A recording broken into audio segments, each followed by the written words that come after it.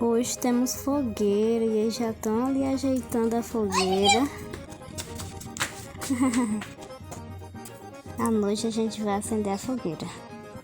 Hoje é a fogueira de Santo Antônio, mais tarde a gente vai acender a fogueira.